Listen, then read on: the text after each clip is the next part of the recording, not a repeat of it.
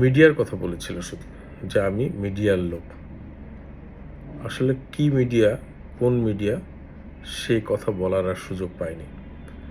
মিডিয়ার কথা বলার সাথে সাথেই মার, এমন মার মারতে মারতে ক্লান্ত হয়ে গেছে যারা মারছিল এবং যারা মার খাচ্ছিল, যে দুইজন ব্যক্তি, এই তিনজন ব্যক্তি টোটাল, তারাও ক্লান্ত হয়ে গেছে মার খাইতে খাইতে।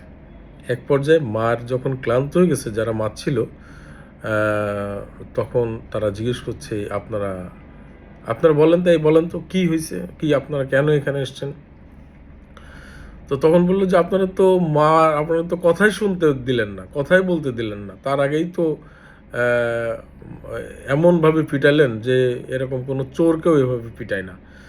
তো বেসিক্যালি তারা টায়ার্ড হয়ে গেছে মারতে মারতে। হ্যাঁ, ঘটনাটা হচ্ছে কেরানীগঞ্জের একটি ঘটনা। আমার খুব পরিচিত একজন মানুষ, ওনার এক আত্মীয় সৌদি আরবে থাকে এবং সৌদি আরবে উনি চাকরি করে, ড্রাইভার, গাড়ি চালায়।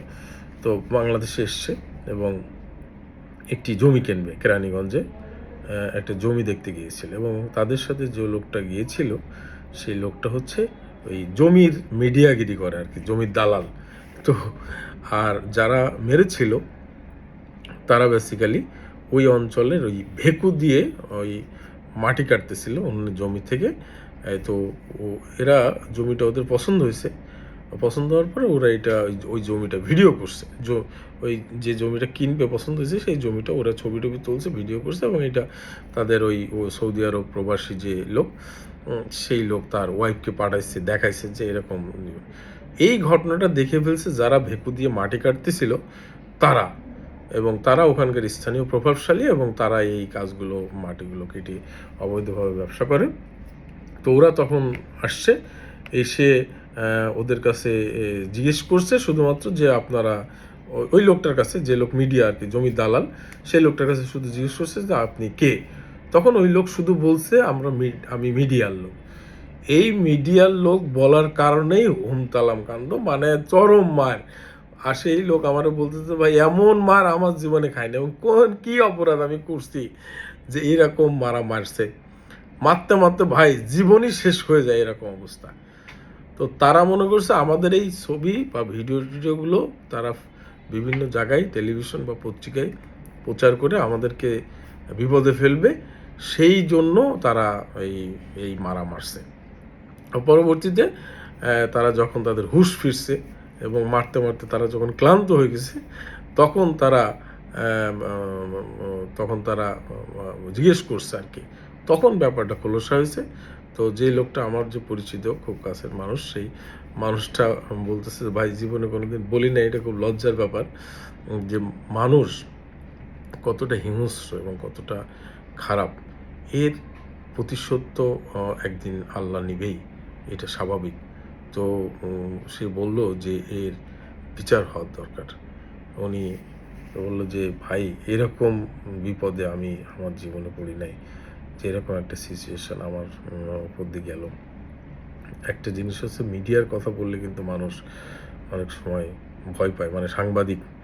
তো ওরা কিন্তু মিডিয়া দেখেই ঝাঁপিয়ে পড়ছে। ওরা যদি বলতো যে আমরা জমির দালাল, জমির ব্যবসা ট্যাবসা করি, তাহলে কিন্তু ওদের এই মাইর খাওয়া লাগতো না।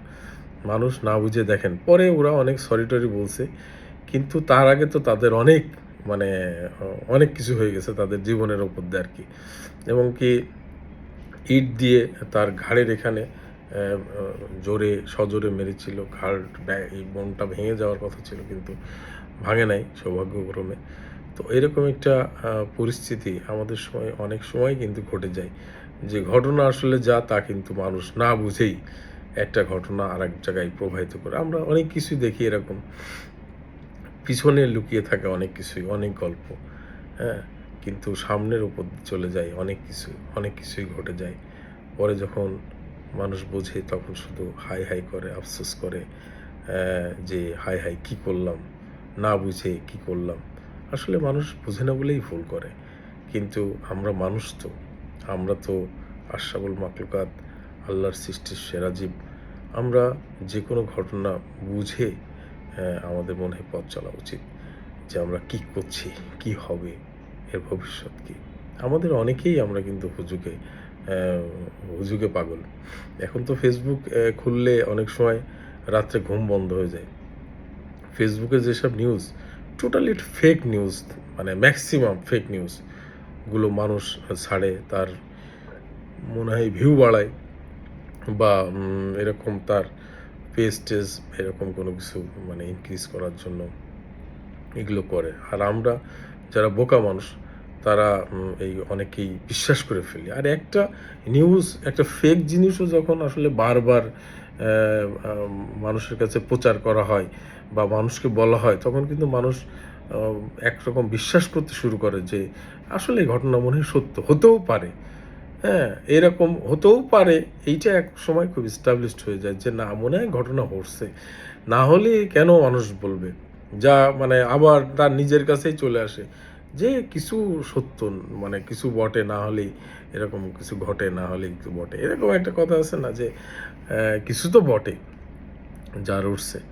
আসলে আমরা উম বাঙালিরা এমন একটা পর্যায়ে গেছি, আমরা এমন একটা পর্যায়ে গেছি যে আসলে আমরা আমাদের যেটা ইউজ করার দরকার, আমরা যেখানে থাকার দরকার বা যেখানে আমাদের যে কাজটা করার দরকার, সে কাজটা আমরা সঠিকভাবে করতে পারছি না। আসলে বিভিন্ন বিভিন্ন ঝামেলা আছে।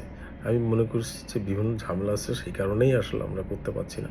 আমাদের একটু বুঝে শুনে চলা উচিত বা বুঝে শুনে করা উচিত। সবাই ভালো থাকবেন। আল্লাহ হাফেজ।